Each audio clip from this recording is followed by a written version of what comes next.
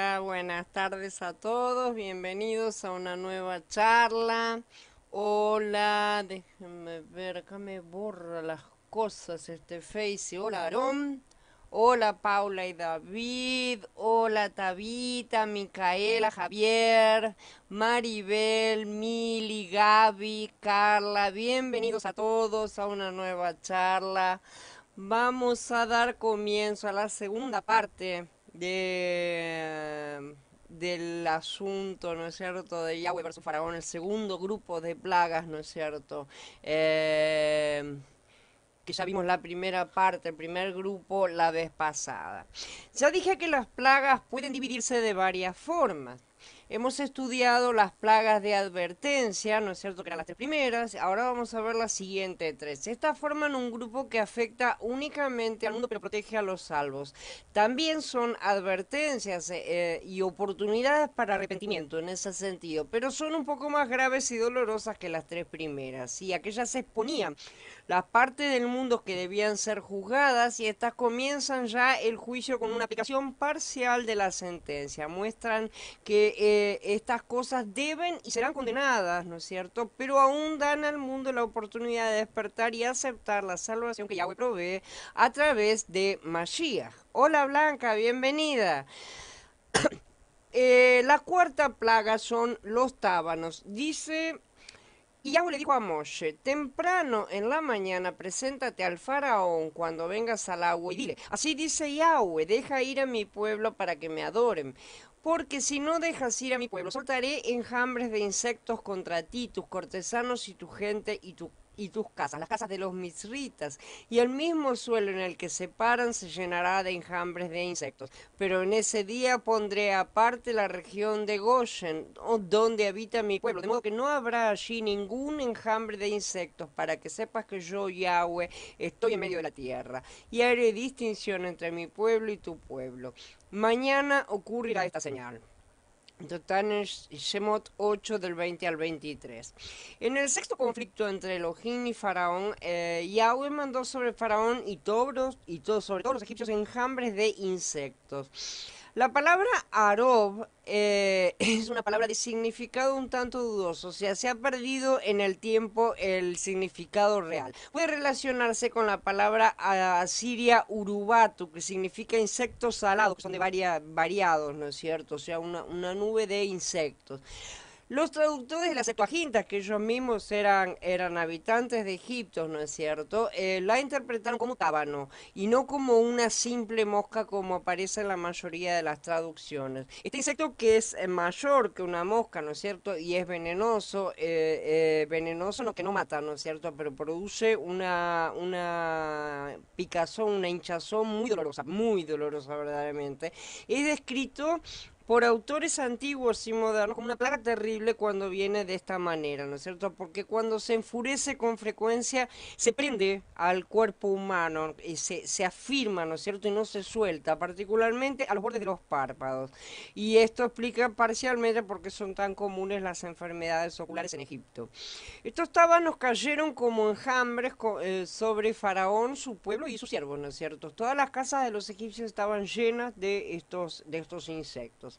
Y así lo hizo Yahweh. Espesos enjambres de insectos invadieron el palacio del Faraón y las casas de sus cortesanos. Por todo el país de Mitzrayim, la tierra quedó arruinada por causa de los enjambres de insectos. Esta plaga es muy similar a la anterior, ¿no es cierto? Aunque bastante agravada. Los tábanos son muy peores que los jejenes. La picadura es muy superior, ¿no es cierto? Y mucho más dolorosa. Y el ataque de un enjambre, ¿no es cierto?, de una gran cantidad al mismo tiempo, puede llegar a matar, ¿sí? En cuanto a una intoxicación del cuerpo. Si pensamos en enjambres que pueden cubrir a una persona completa de picaduras, ¿no es cierto? Esta plaga es muy similar a la anterior. ¿No es cierto? Pero aquí Yahweh establece una diferencia entre su pueblo y los mitzritas. Dice, y haré distinción entre mi pueblo y tu pueblo. Entonces aquí comienza otra división de las plagas. De aquí en adelante vamos a ver las plagas que solo van a afectar a los egipcios, simbolizando en este sentido las 7 plagas finales, las copas de la ira. Los jejenes de la plaga anterior picaban y producían hinchazón hinchazones dolorosas, ¿no es cierto? Pero las de los tábanos eran muy peores. Pero el pueblo escogido es guardado en medio de los grandes juicios del Eterno, porque la diferencia entre Shemot y Hitgalut es que uno es la presentación de los cargos, ¿no es cierto? Y la simulación, o sea, la sombra, no es que no haya sido un juicio, sí fue un juicio, pero no fue un juicio como lo será en la magnitud total y completa que va a ser el juicio al mundo, ¿no es cierto? Y el otro es la realidad concreta. En el primero el pueblo no estaba siendo juzgado porque ya había pagado sus deudas en los 400 años de esclavitud. Pero en Gilgalut todo el mundo va a ser juzgado, ¿no es cierto?, en aquel momento. Entonces, sabemos por las señales que estamos en los últimos tiempos, que ya han empezado los dolores de parto para el nacimiento del siglo venidero, ¿no es cierto?, con sus falsos predicadores ungidos, ¿no es cierto?, guerras, terrorismo, hambre, plagas, las señales que aparecen en los cielos, terremotos, tsunami, de todo un poco, ¿no es cierto? El aire está realmente plagado de tábanos y el aire es el reino del príncipe de este mundo. Estos tábanos representan toda la corrupción del mundo afectando la vida humana, no solo física, sino también mental y espiritualmente. Entonces, el faraón convocó a Moshe y Aarón y les dijo, vayan y sacrifiquen a su Elohim dentro del país. Pero Moshe respondió, no estaría bien hacer eso, porque lo que nosotros le sacrificamos a Yahweh, nuestro Elohim, es aborrecible para los misritas. Si sacrificamos lo que es aborrecible para los misritas a su propia vista, no nos apedrearían. Así que debemos ir a una distancia de 3 días por el desierto y sacrificarle a Yahweh, nuestro Elohim, como Él nos ordene. El faraón dijo, los dejaré ir a sacrificarle a Yahweh, su Elohim, en el desierto, pero no vayan muy lejos. Intercedan entonces por mí. Y Moshe dijo, cuando salga de su presencia intercederé ante Yahweh para que los enjambres de insectos se aparten mañana del faraón y de sus cortesanos y de su gente. Pero no actúe otra vez el faraón con engaño, negándose a dejar ir al pueblo para sacrificarle a Yahweh. Así que Moshe salió delante del faraón e intercedió ante Yahweh. Y Yahweh hizo como le pidió a Moshe. Quitó los enjambres de insectos del faraón, de sus cortesanos y de su gente. No quedó ni uno. Pero el faraón se puso obstinado también esta vez y no dejó ir al pueblo.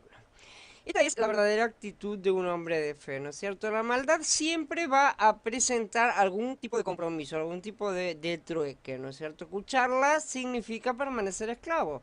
Moshe no podía atender al pedido de Faraón. La única salida hacia la libertad es dejar la tierra malvada, dejarla por completo. El ir acompañado de las mujeres y los niños y llenarse de todas las pertenencias, llevarse todas las pertenencias, ¿no es cierto? También, como lo vamos a ver más adelante. Aquí es donde esta actitud se asume, ¿no es cierto? Que los hombres dejen la servidumbre y encuentren la libertad. Este es el propósito real de Elohim para ellos. Moshe rehusó entonces diciendo que sacrificar en Egipto sería como matar un cerdo en una mezquita musulmana o como matar una vaca en un templo hindú, ¿no es cierto? Era más o menos lo mismo, en el sentido de que los egipcios considerarían al sacrificio al animal sagrado como una blasfemia, ¿no es cierto? Moshe explica que a Faraón que Israel no ofrecería sacrificio en Egipto porque el sacrificio de los hebreos sería así una abominación para los egipcios. A causa de que los egipcios rendían culto a las ovejas, ¿no es cierto? Todos los pastores que crían ovejas para sacrificarlas resultan ser una abominación para los egipcios, como ya se nos fue informado antes en Bereshit. Así que cuando el faraón los llame y les pregunte cuál es su ocupación, dijo Joseph a su familia, le responderán, sus servidores han sido criadores de ganado desde el principio hasta ahora, tanto nosotros como nuestro padre, para que se puedan quedar en la región de Goshen, porque los mitzritas aborrecen a todos los pastores, porque los pastores se ocupan de las ovejas, ¿no es cierto? El directorio de antiguos dioses egipcios registra lo siguiente cerca de los dioses de Egipto, ¿no es cierto? Ellos tenían un dios oveja que era justamente este Knum o Hnum, que también era el dios del Nilo, que ya lo vimos la otra vez, ¿no es cierto? Es uno de los principales dioses creadores de los egipcios. Los otros son Amon-Ra, Atum y Acnún se le mostraba como un alfarero que moldeaba dioses, seres humanos y animales de arcilla en su torno de barro y luego insuflaba vida en ellos. A él normalmente se le pintaba como un hombre con la cabeza de carnero, símbolo de su poder creativo masculino y era un animal sagrado. Se creía que Acnún controlaba la subida de las aguas del Nilo, un fenómeno anual crucial para la fertilidad de la tierra y la vida. Este es el dios carnero entonces de Egipto, que ya vimos fue juzgado en la plaga de sangre. Que los israelitas sacrificasen ovejas a Yahweh sería una ofensa a su culto. Y eso es lo que Moshe está alegando aquí. Dice también, los dejaré ir a sacrificarle a Yahweh su Elohim en el desierto, dice después Faraón, ¿no es cierto? Esta era una promesa muy clara, ¿no es cierto? Lo dijo que lo iba a hacer realmente. Y una que Faraón no mantuvo, para variar. No podemos decir si Faraón deliberadamente mintió a Moshe o simplemente cambió de parecer una vez que la plaga de moscas o tábanos se había ido. Muchas personas se vuelven a Elohim en un tiempo de calamidad, ¿no es cierto? Cuando las cosas se ponen mejor, ellos casi inmediatamente cambian nuevamente su corazón de nuevo, endureciendo hacia Elohim. Lamentablemente esto lo hacen tanto incrédulos como creyentes y es algo que todos hemos visto alguna vez. Faraón no fue un ejemplo inusual de la humanidad. Él fue como muchos, ¿no es cierto? Como la mayoría de la gente, por lo menos, tanto modernos como antiguos. Por medio de la exposición producida por las 4 primeras plagas, vemos la sangre, la rana, los piojos y los tábanos, ¿no es cierto? Este es un cuadro muy detallado del vivir del hombre caído en el mundo realmente. No obstante, la gente en el mundo actual no se da cuenta de la verdadera situación en la que viven en el mundo. ¿Sí? Para que ellos se den cuenta de esto, Elohim debe venir y exponerla completamente ante ellos, así como lo hizo con los egipcios por medio de las plagas. Vamos a ver la quinta plaga, que es la plaga del ganado. La siguiente plaga fue una pestilencia que cayó sobre el ganado de los egipcios. Es probable que esta pestilencia fuera causada por gérmenes esparcidos por los enjambres de tábanos y jejenes, no es cierto. Y inclusive por la contaminación y corrupción causada por los montones de ranas muertas. Yahweh le dijo a Moshe, ve al faraón y dile, así dice Yahweh, el Elohim de los hebreos, deja ir a mi pueblo para que me adore. Pero si rehusas dejarlos ir y continúas reteniéndolos, entonces la mano de Yahweh golpeará tu crianza de animales en los campos, los caballos, los asnos, los camellos, el ganado y las ovejas, con una plaga gravísima. Pero Yahweh hará una distinción entre los animales de Israel y los animales de los misritas, de manera que no morirá nada de lo que le pertenece a los israelitas. Yahweh ha fijado el tiempo, mañana Yahweh hará esto en la tierra. Y Yahweh lo hizo así el día siguiente. Todos los animales de crianza de los misritas murieron, pero de los animales de los israelitas ni una bestia murió. Cuando el faraón indagó, encontró que ni una sola cabeza de ganado de los israelitas había muerto. Sin embargo, el faraón siguió obstinado y no dejó ir al pueblo. En misericordia, Elohim le dijo a Moshe que diera otra advertencia para que Faraón tuviera la oportunidad de arrepentirse. Deja ir a mi pueblo para que me sirva. Una vez más se le está repitiendo la orden, ¿no es cierto? En esta petición Yahweh firmaba dos cosas. Que el pueblo, en primer lugar, que el pueblo de Israel le pertenecía a Elohim y no a Faraón, ¿sí? Y en segundo lugar, que era claro que Elohim, ¿no es cierto?, quería que Faraón dejara ir a los hijos de Elohim por el bien de Yahweh mismo, siendo el bien de los hijos de Israel un asunto secundario que deriva directamente del bien de Yahweh, o sea, déjalos ir para que me sirvan, ¿no es cierto? Entonces, ¿qué estaba pidiendo? Que fueran a servirlo, el bien de Yahweh. Es decir, Faraón era el responsable de tratar bien a Israel por el bien de Elohim, no tanto por el bien de Israel. Israel había sido colocado en sus manos justamente para pagar sus deudas. Ese había sido su castigo, ¿no es cierto? Pero Faraón había ido más allá del castigo permitido. Sin embargo, el pueblo de Israel era propiedad de Yahweh, de manera que maltratarlo más allá de lo permitido era actuar contra la propiedad de Yahweh. Además de ser usado como sombra del juicio del mundo, Faraón también sería juzgado por sus propias acciones y las de sus antepasados. En este sentido y de la misma manera, nosotros debemos tratar también a los demás de buena manera. no solamente por el bien de nuestros hermanos y de nuestras hermanas, sino también por el bien del Adón. O sea, cuando hacemos mal o bien a alguno de nuestros hermanos, se lo estamos haciendo a él, ¿no es cierto? Se lo debemos a él mucho más de lo que podemos llegar a debérselo a los demás. Si hacemos un bien a un hermano o una hermana, a él se lo hacemos, como dice, por ejemplo, Mati, ya 10, el que los recibe a ustedes, a mí me recibe, y el que me recibe a mí, recibe al que me envió. ¿No es cierto? O sea, existe una reciprocidad en cuanto a la persona. Y también, por ejemplo, en Matías 25, ¿cuándo te vimos forastero y te hospedamos? ¿O desnudo y te vestimos? ¿Cuándo te vimos enfermo o en la cárcel y fuimos a verte? Y en respuesta al rey les dirá, en verdad les digo que en cuanto lo hicieron a uno de estos mis hermanos más pequeños, a mí me lo hicieron. O sea que al hacer un bien al hermano es más importante porque estamos haciéndole un bien al propio Mashiach, al propio Yahweh. El que es generoso con el pobre le presta a Yahweh, él le pagará a su debido tiempo.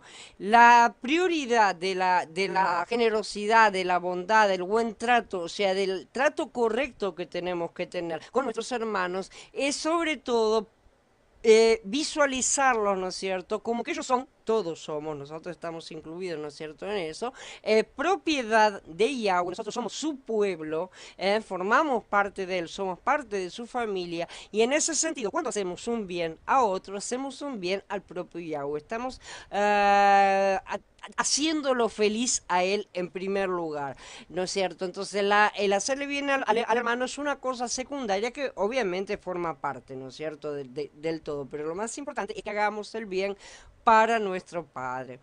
Debemos entonces tratar a los demás como si estuviéramos tratando con el propio Creador, porque Él dice que es así, ¿no es cierto? Mashiach dice que es así. Una vez que le hacemos un bien a uno cualquiera de los hermanos, se lo estamos haciendo al mismo, ¿eh? Porque como dice Shaul, no olviden la hospitalidad, porque por esta algunos hospedaron a la gente sin saberlo.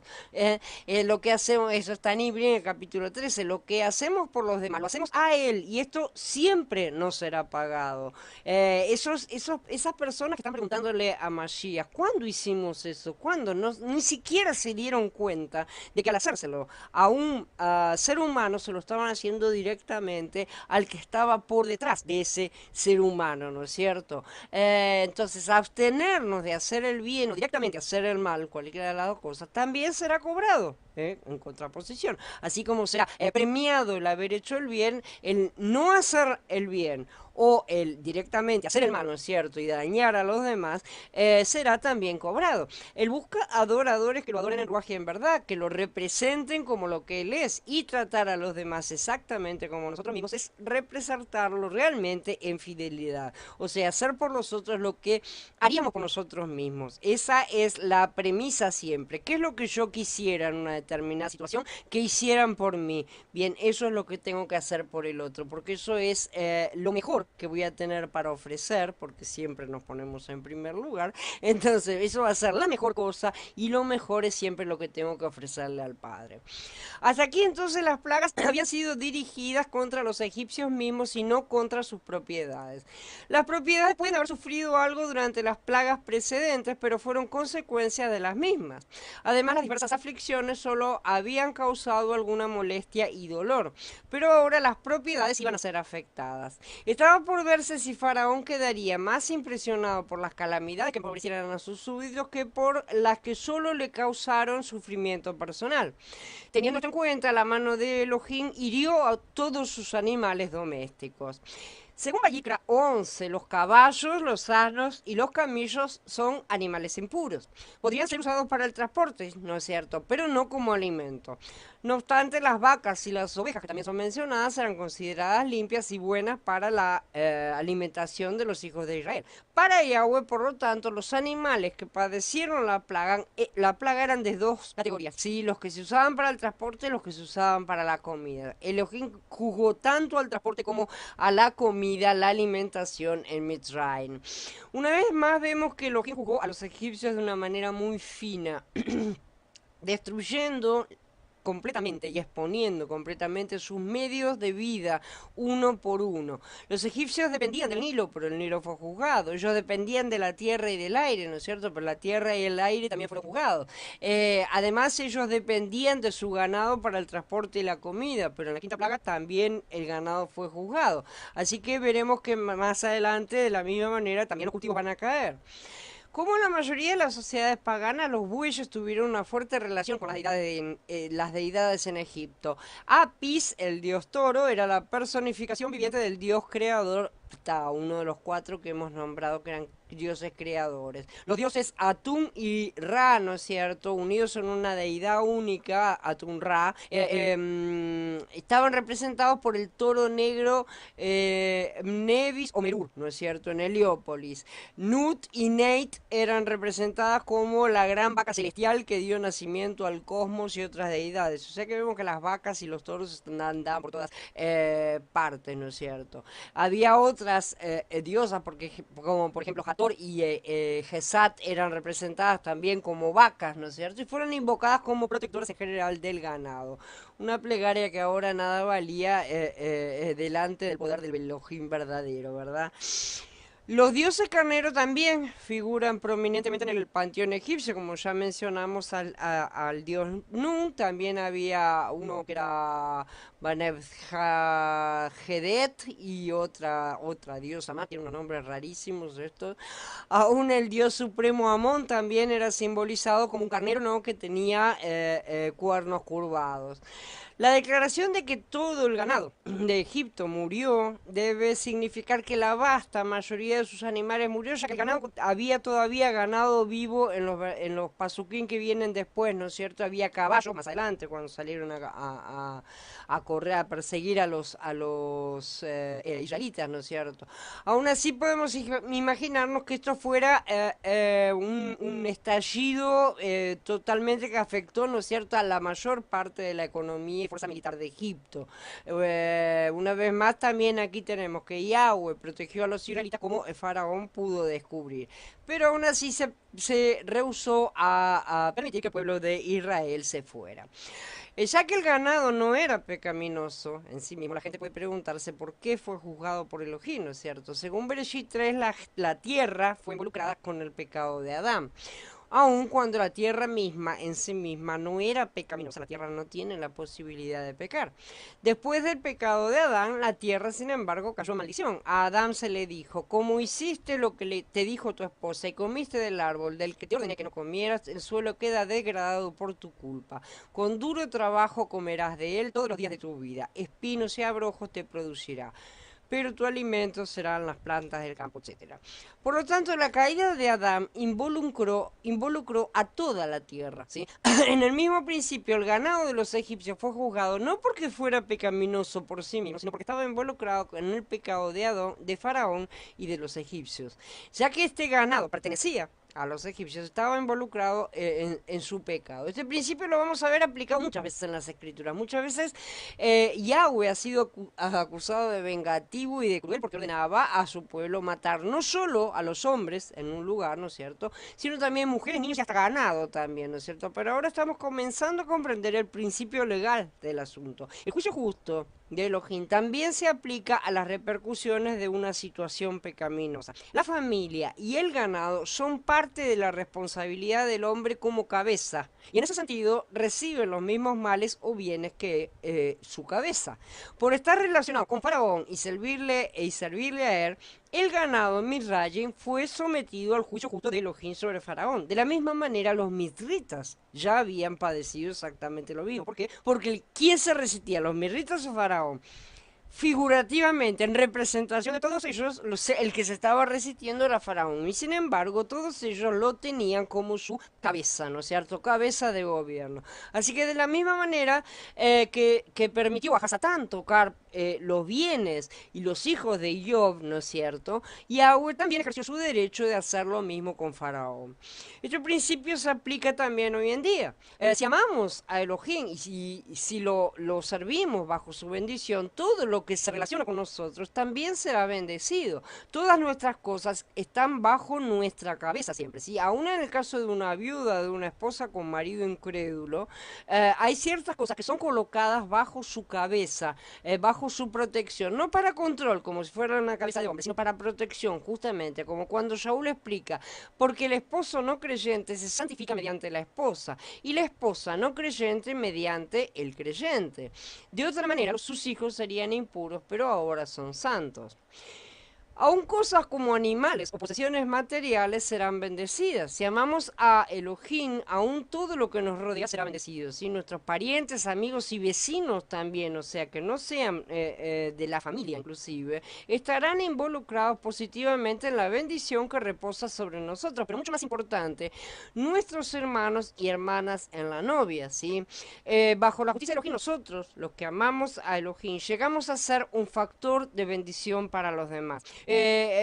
Aún inclusive para la sociedad en su conjunto. Podemos ver el ejemplo de Yosef, sin ir más lejos, ¿no es cierto? Los que no conocen a Elohim pueden disfrutar de los beneficios de esta bendición de manera indirecta, ¿no es cierto?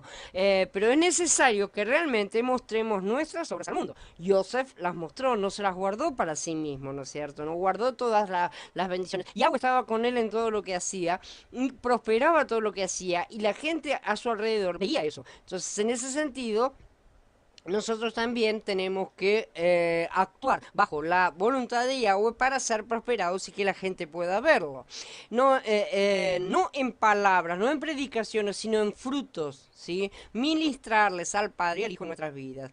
Pero sí, o sea, no es que no sean necesarias las palabras, obviamente que también lo son, ¿cierto? Pero mucho más importantes son los frutos.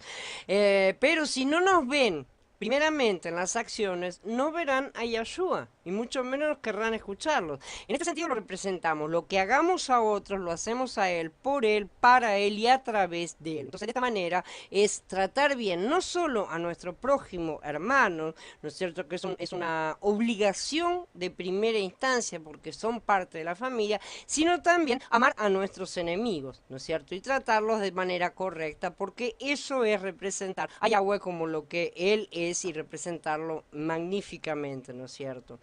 En el caso de Faraón y de los egipcios vemos que el ganado fue implicado, ¿no es cierto?, en su situación negativa. ¿Cuánto más no serán implicados los ganados del actual sistema, ¿no es cierto?, todos modificados genéticamente, rellenados de antibióticos, alimentados con transgénicos y todo lo demás, van a ser también todos ellos van a ser enjuiciados, ¿no es cierto? Todas estas cosas están bajo el control y la mano de los hombres que sirven a Hasatán como su cabeza, y todos esos animales serán destruidos en el juicio de sus criadores, ¿sí? Esta situación provocó en su momento allá en Shemot pérdidas y hambre en la tierra. Por el bien de su pueblo, Elohim todavía se preocupa por él, a fin de que éste cumpla su deseo de tener una morada sobre la tierra, ¿no es cierto? Hemos visto que en la plaga de los tábanos, Elohim puso redención entre su pueblo y el faraón. De la misma manera, en esta plaga gravísima sobre el ganado, él afirma nuevamente, Yahweh hará separación entre los ganados de Israel y los de Misraim, de modo que nada muera de todo lo de los hijos de Israel. Según el Pasuk 6, no pereció ningún ganado de los hijos de Israel. Los mensajeros mandados por Faraón vieron que ninguno del ganado de los israelitas había muerto. Y Faraón se ocupó, prestó atención a ese detalle que le había sido mencionado y envió gente para ver si era verdad. Debido a los impedimentos causados por la gente del mundo, el pueblo de Elohim, al pueblo de Elohim, o sea, cómo nos impide en cuanto a cumplir con nuestro propósito, ¿no es cierto? Y cómo lo estaba haciendo en aquel momento, Elohim vino y juzgó la manera de vivir en Mitzrayim, y es lo mismo que sucederá en los últimos días. Ni siquiera los hijos de Israel entendieron en su momento la verdadera naturaleza de la vida egipcia. Ellos también necesitaban una revelación de esa naturaleza, o sea, del vivir y del resultado de la vida de Mitzrayim. Cuanto más eran juzgados los egipcios, más los hijos de Israel estaban siendo iluminados en cuanto al vivir de Misraim. Por lo tanto, Elohim usó las plagas para cumplir dos cosas. En primer lugar, castigar a los egipcios para que liberaran a su pueblo y abrir los ojos de los hijos de Israel en cuanto a la naturaleza de la vida de usurpación en Misraim, ¿sí? Finalmente comprendieron que todas las cosas de este mundo y su sistema están bajo condenación y que serán destruidas. La iluminación que recibieron por medio de las plagas hizo que estuvieran finalmente bien dispuestos a huir, a salir de Mitzrayim finalmente y entrar en el desierto, donde pudieron recibir en el monte de Elohim la revelación acerca de su morada. La sexta plaga son las úlceras. La sexta plaga, al igual que la tercera, vino sin anuncio previo, aunque el milagro debía ser efectuado en presencia del rey.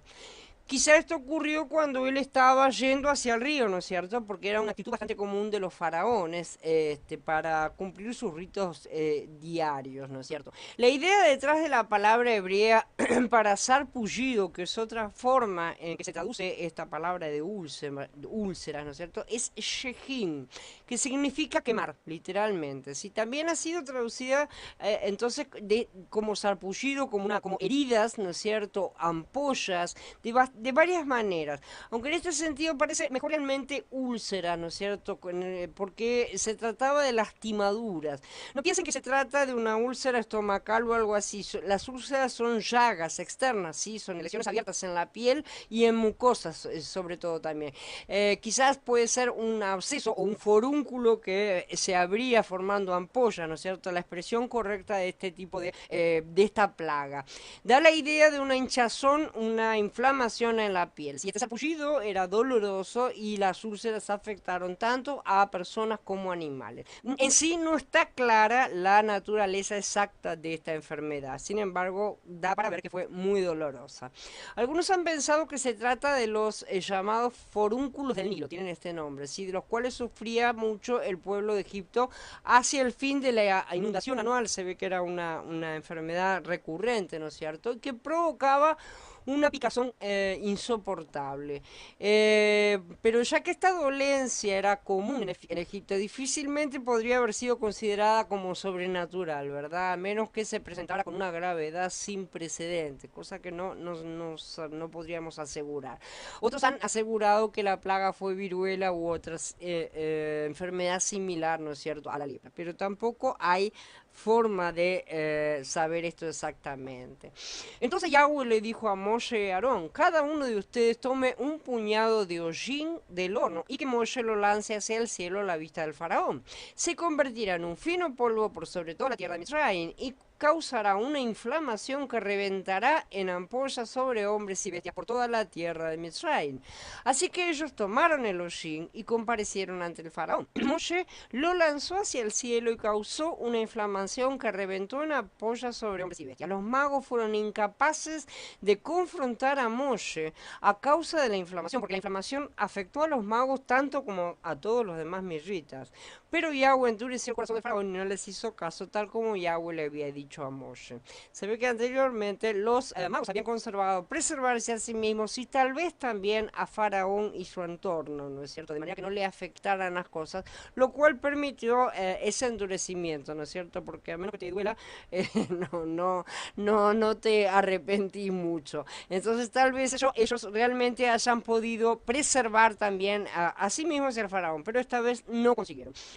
Las cenizas son lo que queda después de que algo ha sido quemado, ¿verdad? Al final de la quinta plaga, casi todos los recursos de Misraim ya habían sido juzgados: el agua, la tierra, el aire y el ganado. No obstante, las cenizas, lo que queda, siempre después de que las cosas han sido quemadas, todavía debían ser atacadas y juzgadas. Esto indica que todo lo que queda de nuestra vida humana caída debe recibir la disciplina de Elohim. Hasta las cenizas de lo que produce Misraim, hasta cuando creemos que ha sido todo completamente destruido, siempre hay algo ahí adentro. Hasta las cenizas pueden provocar dolor y heridas. Podemos pensar que cierta cosa ha sido totalmente acabada. Puede realmente que creamos que la hemos encerrado, que fue acabada, pero quedan todavía algunas cenizas, siempre algún restante, algún remanente en nuestro interior de ciertas cosas. Y estas cenizas lanzadas al cielo, el ámbito del príncipe de este mundo, ¿no es cierto?, pueden provocar grandes inflamaciones. En este sentido, lo restante es peor que la cosa misma, ¿sí? Ya que puede provocar úlceras, lastimaduras graves. El resto de algo que hayamos hecho o dicho alguna vez puede causar realmente daños graves. Por lo tanto, el Elohim no solo disciplina las cosas mismas, sino también lo que resta, lo que queda de ellas. Al esparcir las cenizas del horno al aire, las cenizas quedaron también expuestas. Quedó expuesto que había todavía cosas escondidas. Después de que Elohim había juzgado al agua, la tierra y el polvo y el aire, ¿no es cierto? Parecía que no quedaban ningún otro recurso, ¿no es cierto?, para el sustento egipcio. Aún los animales ya habían sido eliminados, en buena parte por lo menos. Pero todavía había cenizas y estas tuvieron que ser atacadas. Elohim no podía tolerar ni siquiera las cenizas. Esto indica qué finos y completos son los juicios de los y cómo siguen siéndolo también hoy. Si su manera de exponer las cosas, ¿no es cierto? Expone hasta las cenizas, nada queda oculto, ¿sí? También muestra que los hizo un buen trabajo al educar a su pueblo a conocer la verdadera naturaleza de la vida en este mundo, ¿sí? La cual está en contra de su edificación completamente. El aspecto educacional del juicio de los sobre Misraim fue verdaderamente muy fino. Las cenizas generalmente no contienen ningún germen, porque todos los gérmenes han sido quemados. Pero las cenizas esparcidas en el aire por Moshe y Aarón estaban llenas de gérmenes porque se convirtieron en un polvo que provocó úlceras. O sea que de alguna forma tenían el poder de provocar estas lastimaduras. Podemos pensar que nuestras antiguas prácticas pecaminosas han sido totalmente determinadas y que lo que restan son cenizas limpias, ¿no es cierto? Cenizas que ya no contienen ningún germen de aquellas cosas que practicábamos antiguamente. Pero Elohim no está satisfecho con esto, por lo tanto, él viene y juzga el resto de esas cosas pecaminosas. Él nos muestra que dentro de esas cenizas todavía existe el poder que tenían originalmente, ¿no es cierto? Todavía hay mucho poder. Viene y juzga totalmente eso. No imaginemos que en nuestra vida personal no queda nada que juzgar después de que todos los pecados hayan sido juzgados. Por el contrario, todavía quedan muchas cosas en nuestro interior. O Shaul no diría que aún golpeo mi cuerpo y lo someto a esclavitud. ¿Para qué lo haría si ya fuera perfecto? Muchos creen que todos los pecados ya han sido perdonados y ya no hay nada para estar mirando. Entonces, ¿para qué Shaul diría estas cosas? ¿O por qué entonces continuaríamos cayendo una y otra vez? Si nuestro viejo hombre no estuviera todavía vivo, entre comillas, ¿no es cierto?, y moviéndose y afectándonos, todos seríamos perfectos ya en este momento, pero no lo somos. El hecho de que no lo somos debería bastar para entender que aun cuando todos los pecados han sido perdonados y lo han sido efectivamente, debemos trabajar sobre ellos eliminándolos uno por uno y todavía tenemos trabajo en este tiempo en el cual estamos bajo promesa y no bajo la efectivación completa de las cosas. Es decir, debemos llevar estas cosas al madero con la ayuda del Ruach a medida que Él nos va mostrando las cosas para dejar espacio al Mashiach que tenemos que hacer crecer en nuestro interior, ¿no es cierto?, para que resuelva justamente todo. Aún lo que pueda parecer a nuestros ojos cenizas, como que creamos que ya lo hemos cerrado todo, ¿no es cierto?, si las cenizas están ahí, todavía tiene el poder de producir llagas dolorosas. Así que no nos jactemos de la manera en que hemos terminado con nuestros pecados pasados o prácticas mundanas, ¿no es cierto?, como si fueran algo totalmente ultrapasado, totalmente superado, ¿no es cierto?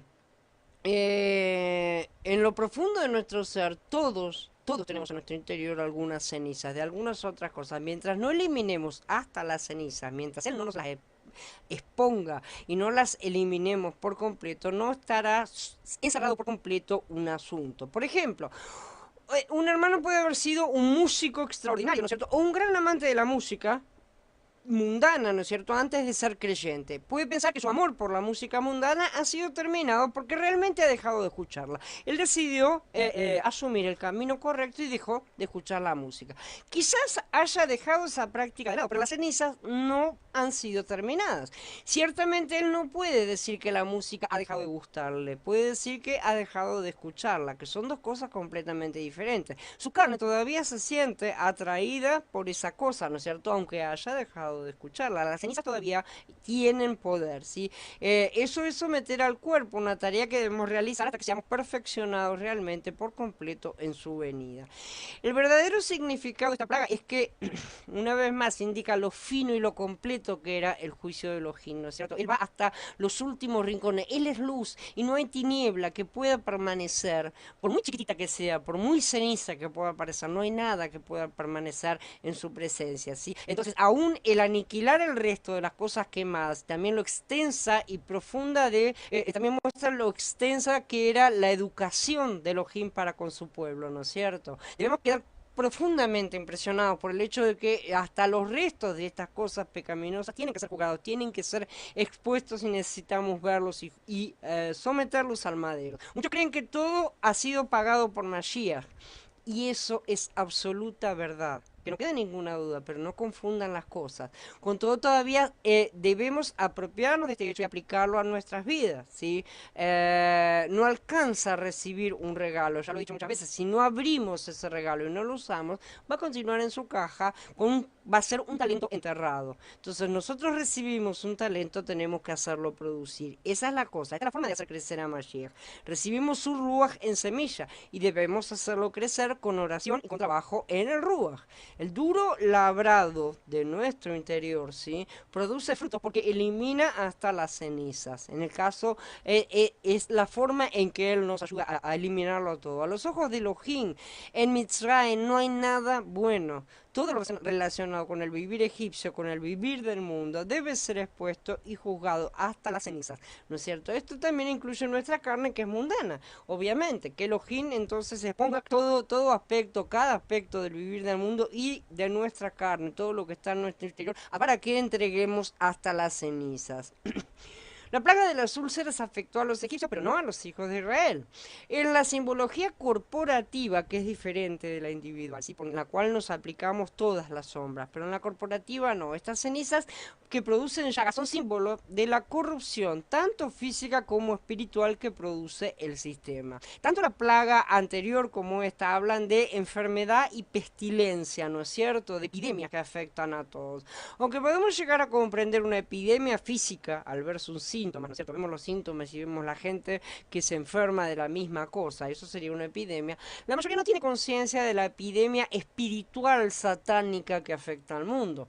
Todo lo que proviene del mundo produce cosas mundanas y demoníacas, hasta sus cenizas, ¿no es cierto? Y el mundo es el que ha estado ocupándose de nosotros en todos los aspectos que nos hacen vivir, ¿no es cierto? Produciendo nuestros alimentos, nuestros remedios, educándonos, ¿no es cierto? Todas las cosas dependen del sistema, ¿sí? Con todas esas cosas con las cuales en verdad la raza descendiente de los Nefilim ha estado tratando de terraformar al hombre, ¿sí? De cambiar nuestro interior, no solo físico, sino también espiritual y mental, modificando nuestros cuerpos para hacerlos más adecuados a su supervivencia. Todas las referencias a posesiones demoníacas, inclusive las registradas por el mundo, ¿no es cierto?, indican que ese estado deteriora gravemente la salud de los poseídos.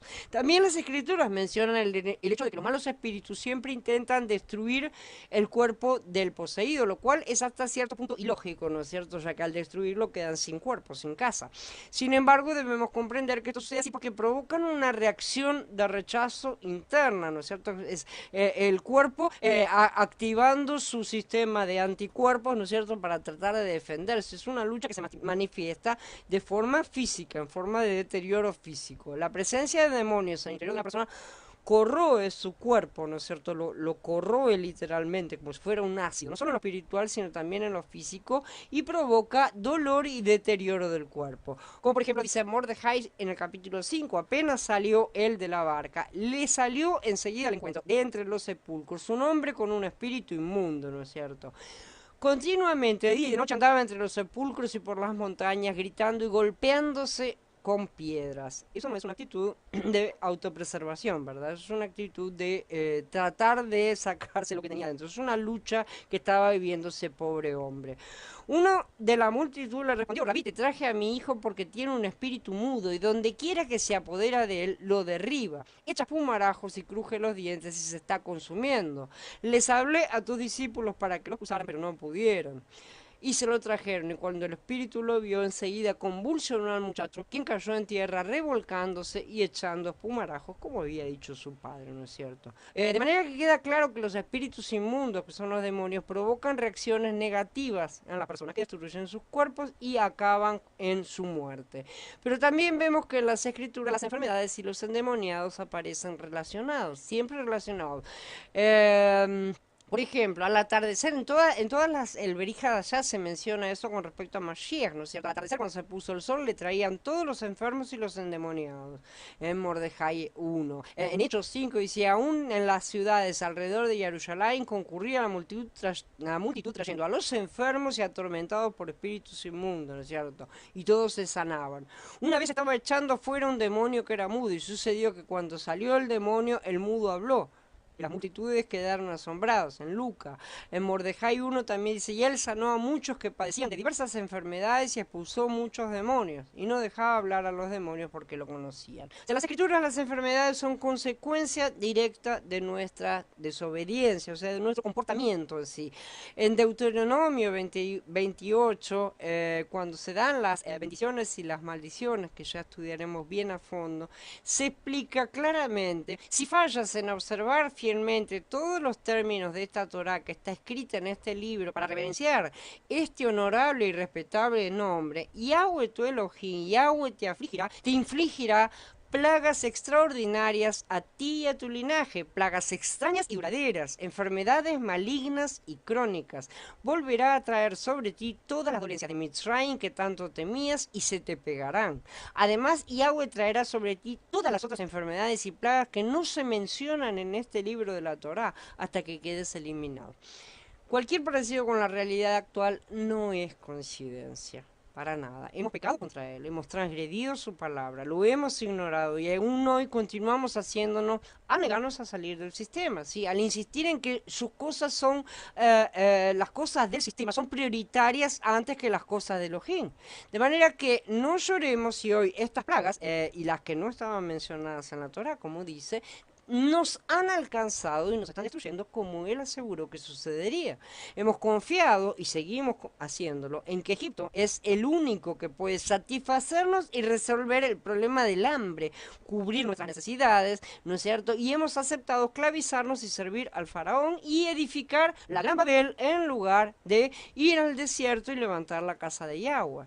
Esto pudo haber sido tolerado durante un tiempo, pero ya no está más siendo tolerado. Si están creyendo que el Ruach va a venir a levantar a los suyos de los cuatro vientos y lo va a llevar mágicamente, no es así como se tratan las cosas tampoco. No va a ser una cosa de magia, es una cosa de movimiento y disposición de los mismos israelitas, de los mismos que estamos acá. Esclavizados. Él tiene que primero moverse dentro de los corazones para que empecemos a clamar cada vez más alto y estemos cada vez más dispuestos a ese salir. De manera que hoy es justo que suframos lo que los descendientes de los Nefilim nos dan. Contaminación ambiental de metales pesados, nanotecnología, contaminación alimentaria, vacunas, remedios que no curan pero que nos enferman. Es una terraformación, o sea, es una transformación de nuestro físico en algo que les resulta más cómodo a ellos. Todas estas cosas alteran nuestro interior y nos convierte en mejores vasos para contenerlos a ellos. Un tipo de vaso que es completamente distinto del que Yahweh necesita. Y esto es un castigo permitido por Yahweh. Esta alteración física no solo nos enferma, sino que modifica nuestras respuestas emocionales y espirituales al mismo tiempo. Somos laboratorios químicos ambulantes y modificar químicamente nuestro interior también altera las reacciones químicas, obviamente, nuestras emociones y nuestros pensamientos. Por ejemplo, una depresión siempre estuvo asociada a un mal momento, ¿no es cierto? A una pérdida, un problema, lo que fuere, ¿no es cierto? Sin embargo, también puede ser causada por una alteración grave en el consumo de azúcar. ¿No es cierto? Y ya sabemos cómo el azúcar y la sal aparecen en todos nuestros alimentos, aún en los salados aparece el azúcar.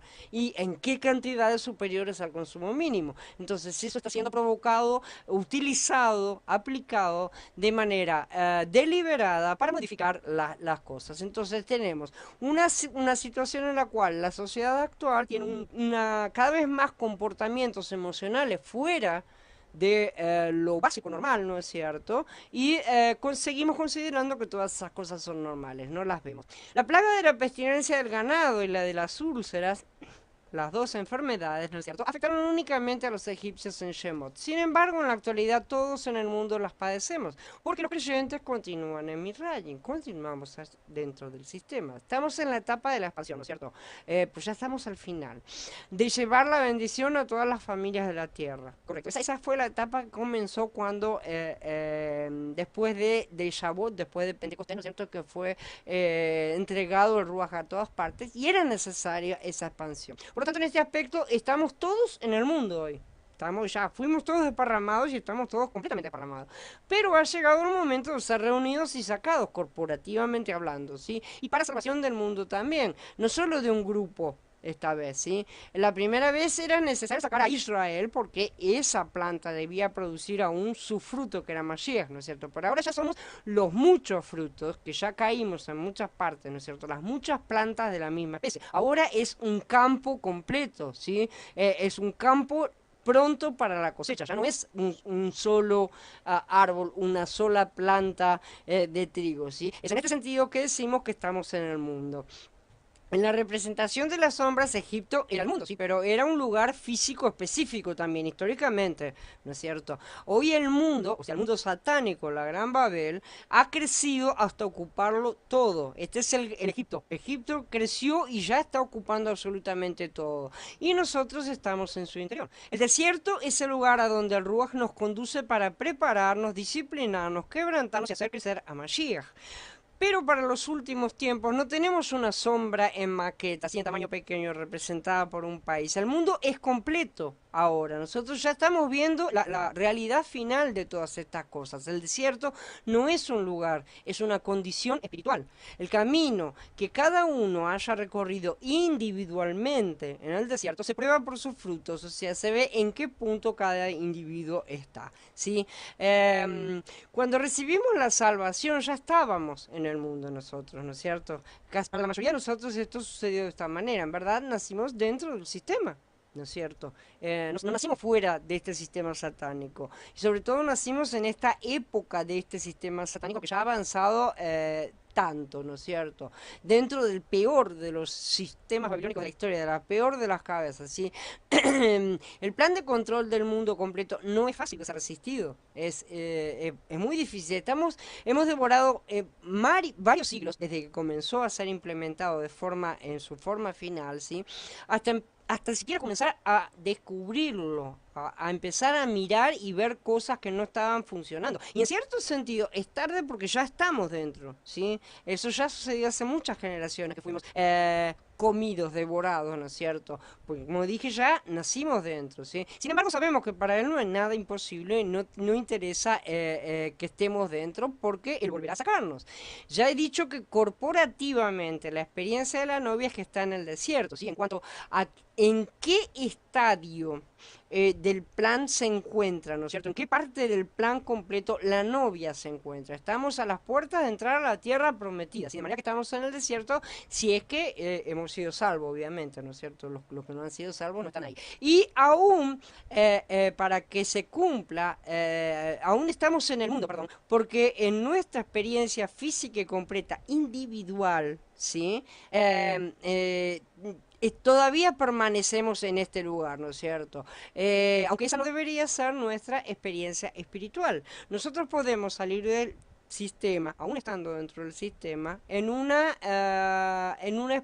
un plano espiritual, por así decirlo, una condición espiritual, ¿no es cierto? Sin embargo, a nivel individual, la mayoría todavía está en irradia, inclusive en su corazón. Y ese es el problema, porque es ahí donde tenemos que empezar a salir. No es que vamos a salir físicamente ya, vamos a salir sí, ¿está? Porque para eso está lo que está viniendo, ¿no es cierto? Pero en este momento estamos siendo preparados para salir, ¿no es cierto?, corporativamente.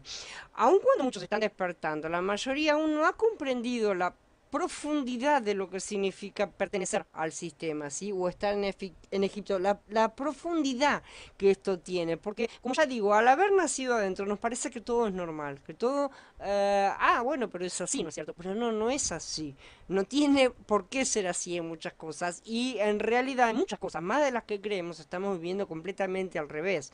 O sea, no se trata únicamente de una condición física, de estar en un lugar físico, ¿no es cierto? Vivir en una ciudad, depender de un trabajo, un sistema de transporte, un sistema alimenticio. No es eso únicamente. Eso se solucionaría al final de cuentas simplemente con irse a vivir al campo y producir nuestro propio alimento, nuestras propias cosas, ¿no es cierto? Y no se trata de eso tampoco. Por dentro estamos llenos de conceptos satánicos y creemos que la mayoría son correctos. Y esa es la parte más difícil de ser eliminada. Vivimos completamente al revés y no nos damos cuenta. Cuanto antes profundicemos en estas cosas, más rápidamente vamos a salir espiritualmente de Misraim y vamos a vivir más en el desierto, que es en el lugar donde somos llevados para ser quebrantados. No un lugar físico en este momento, ¿tá? Sino un lugar en el cual es una condición espiritual interior, aun cuando permanezcamos físicamente en el mundo por ahora. Los magos fueron incapaces de confrontar a Moshe a causa de la inflamación, dice. Esta plaga probablemente estaba dirigida también al dios egipcio Imhotep, de quien se dice que era el dios de la medicina. Incluso aquellos que pensaban estar más cerca de los dioses egipcios, o sea, los hechiceros de la corte, como ya vimos, fueron golpeados por esta plaga. Esta plaga golpeaba a todos estos magos. Parece que hasta entonces ellos podían haber estado presentes, como ya dijimos, pero a partir de aquí en adelante comenzaron a sufrir gravemente ellos también, ¿no es cierto? Porque este juicio ya era para todos los egipcios. En esta ocasión la plaga cayó sobre ellos con una gravedad tal que no pudieron siquiera comparecer en presencia del rey, ¿sí? Sino que huyeron a sus hogares para buscar protección y tratamiento, algo que los aliviara. Hemos señalado que algunos filósofos del mundo pueden enseñar cosas similares a los que enseñamos, a las que enseñamos al predicar la Besorá, ¿no es cierto? Que ellos pueden imitar muchas de estas cosas. Sin embargo, llega el momento que estos magos actuales no pueden hacer ya más nada. Los filósofos del mundo no pueden salvar a la gente de los tábanos, de la pestilencia ni de las úlceras. No pueden rescatar a nadie de la contaminación moral y espiritual. Solo la salvación de Elohim puede liberar al pueblo de todas estas cosas. Tarde o temprano, hasta los magos se encontrarán sin poder delante de la mano de Elohim. Y esto será completamente expuesto en las trompetas y en las copas de Gilgadul. Ya será juzgado completamente. A través de todos estos cuadros, con todas las plagas, podemos ver la verdadera situación de nuestra vida humana caída, realmente. Ninguna otra porción de las escrituras nos muestra un cuadro tan detallado de la vida mundana en oposición al edificio de Elohim. El mundo está en contra del edificio de Elohim, de la edificación, ¿no es cierto? Y el edificio de Elohim, la casa de Elohim, se opone al mundo. El pueblo escogido de Yahweh es un factor crucial entre estas dos fuerzas opuestas. Si el pueblo de Yahweh permanece en el mundo, Elohim no puede hacer nada.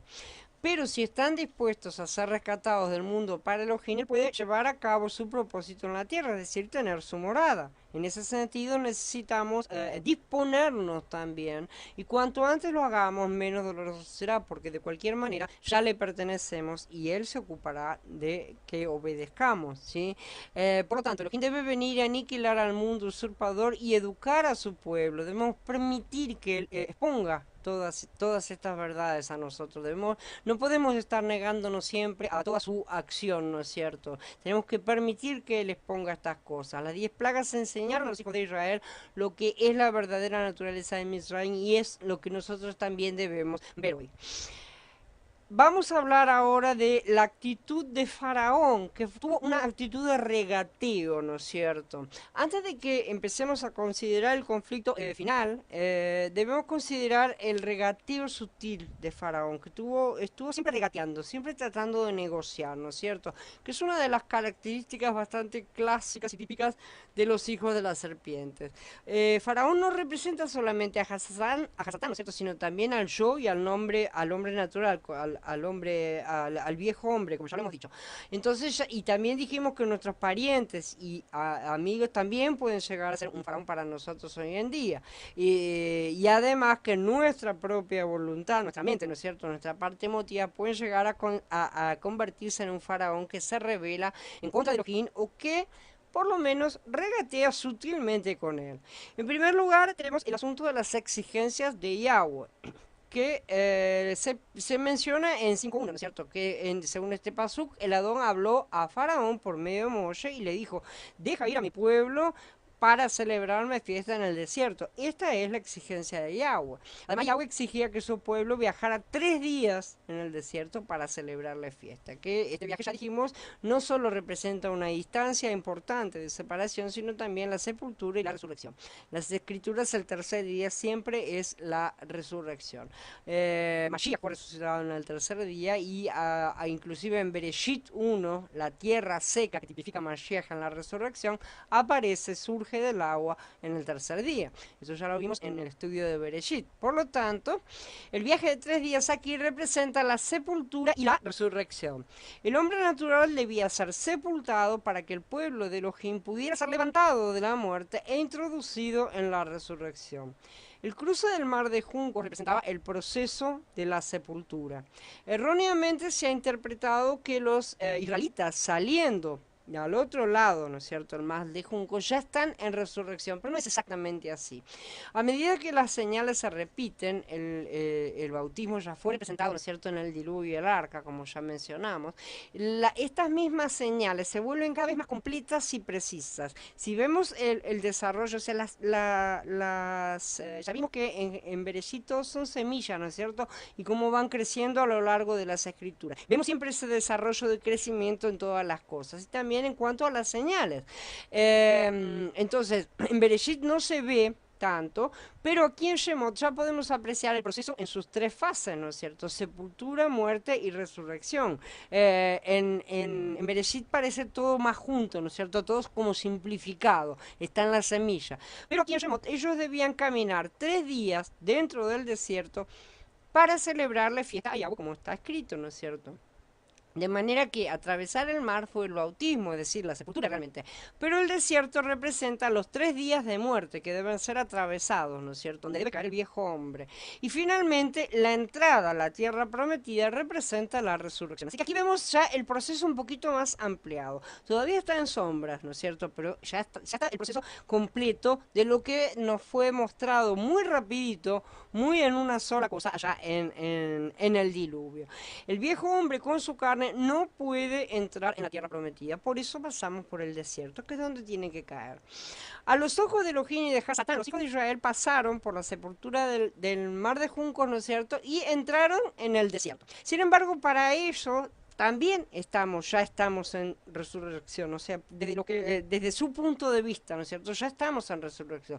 Como ya dijimos, en el plano espiritual, las cosas que no son se ven como si ya fueran. Entonces no podemos analizar todo en el mismo nivel, ¿no es cierto? O sea, si son cosas decretadas por Yahweh, esas cosas ya son. Nosotros los que hemos sido llamados por Elohim y su pueblo escogido, somos su pueblo escogido, ¿no es cierto? Debemos pasar también por este proceso de sepultura, muerte y resurrección. Esto significa que debemos ser sepultados, viajar durante 3 días en el desierto y finalmente ser resucitados. Esto sucederá literalmente, de forma corporativa, para todos, en la novia corporativamente, individualmente con cada uno que resucite, obviamente, en su segunda venida, ¿no es cierto? Por medio de este viaje, el pueblo de Elohim no solo sale de Egipto, de Mitzrayim, sino que también atraviesa la muerte y entra en resurrección, en promesa en este momento, ¿no es cierto?, dentro de un nuevo entorno.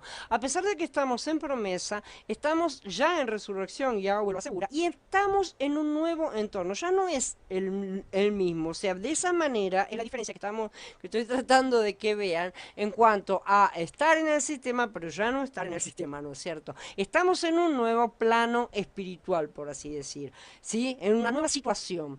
Por eso los creyentes somos personas que estamos con un pie en cada mundo, en este momento que estamos en promesa, ¿sí? En el mundo material estamos en promesa, porque no tenemos todo cumplido. Estamos aguardando el cumplimiento final de nuestras promesas, ¿sí? Pero en el ámbito espiritual ya hemos sido resucitados. Yahweh ya lo ve de esa manera, ¿sí? Tenemos estas dos vidas en nuestro interior luchando entre sí. Y ese es nuestro vivir de cada día. Para el viejo hombre, el desierto representa un lugar de destrucción y eso es real para él, porque es donde va a caer, donde debe caer y debemos hacerlo caer, ¿sí?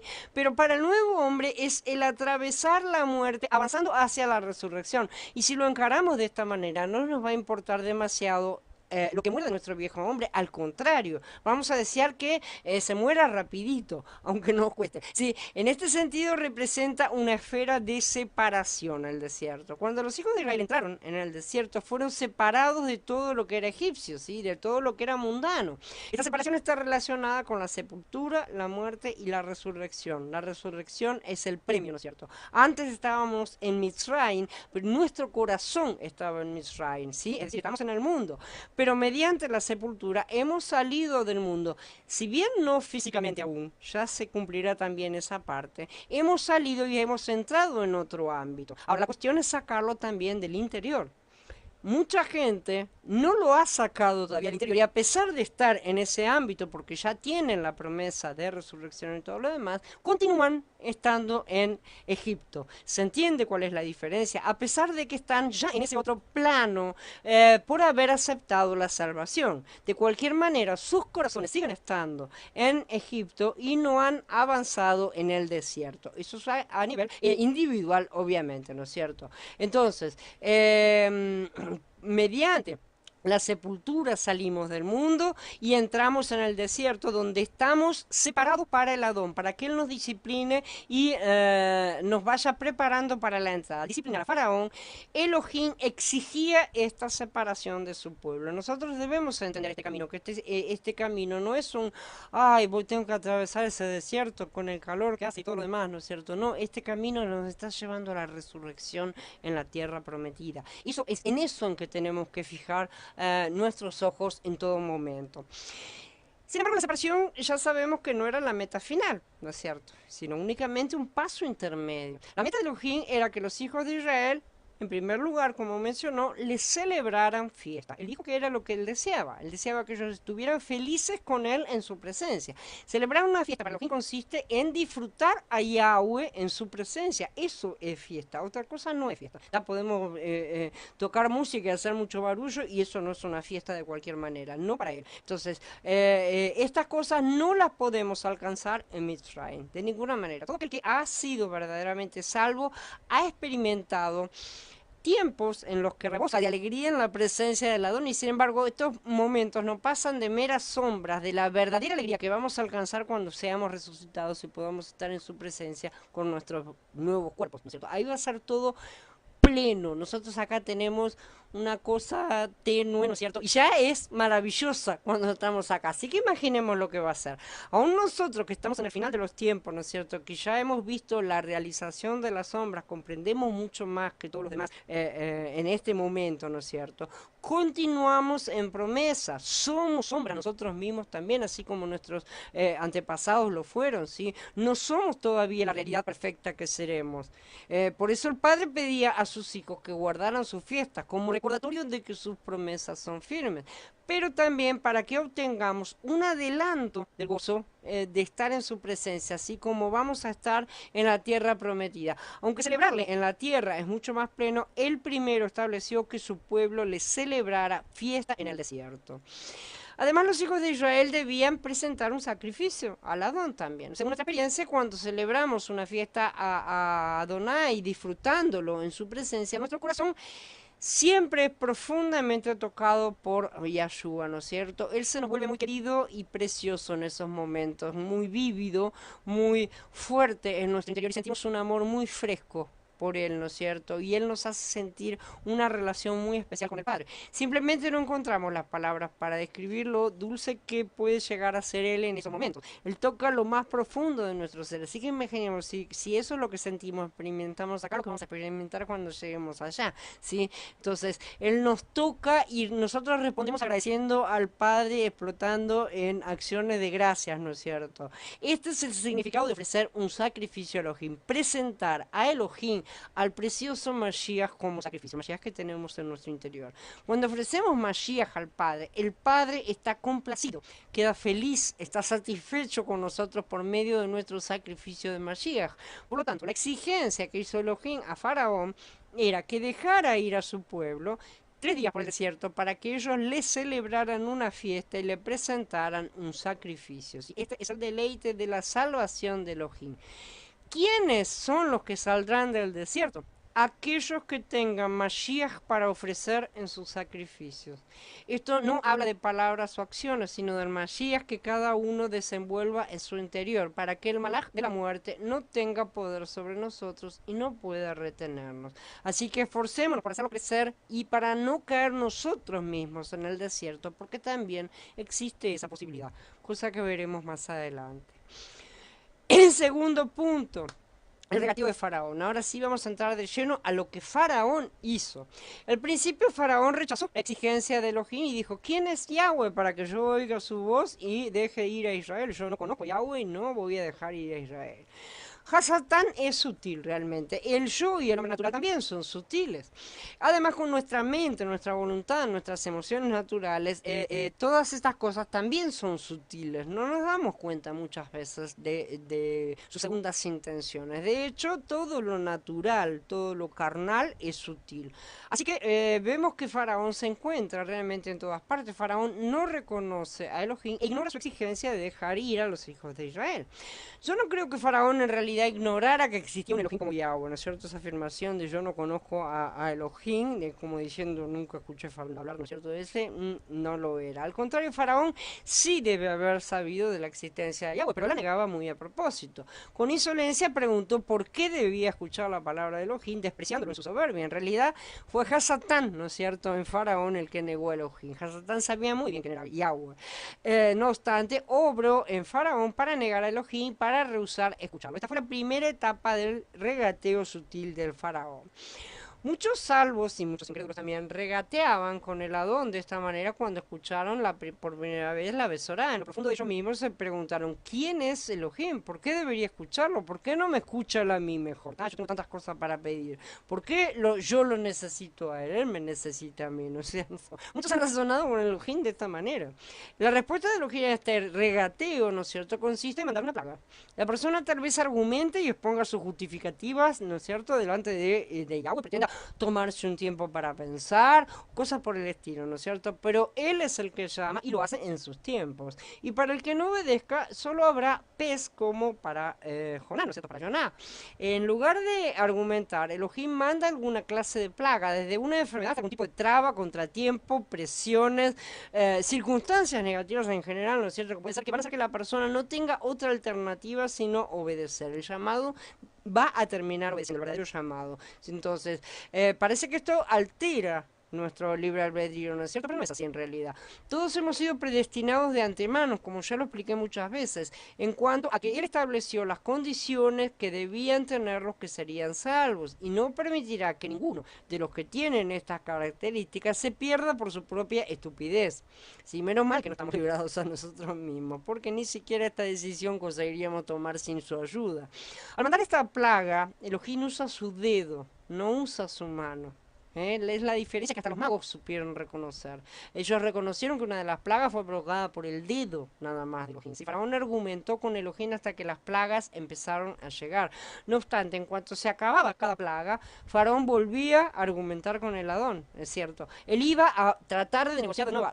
Tipo, no voy a perderla toda, no voy a perderla por completo, pero ya lo que quería la sumisión completa, no con condiciones, ¿no es cierto? Por lo tanto, Elohim mandó plaga tras plaga. Muy poca gente recibe la Besorá sin vacilar o sin pensarlo 2 veces. Realmente, en la mayoría, estudia un poco la cuestión primero. Entonces, Elohim manda plaga tras plaga para acabar con esta clase de regateo. Por supuesto, con el dedo y no con la mano. Vimos entonces la segunda etapa del regateo de Faraón, cuando le dijo a Moshe y Aarón, vayan y sacrifiquen a su Elohim, pero dentro del país.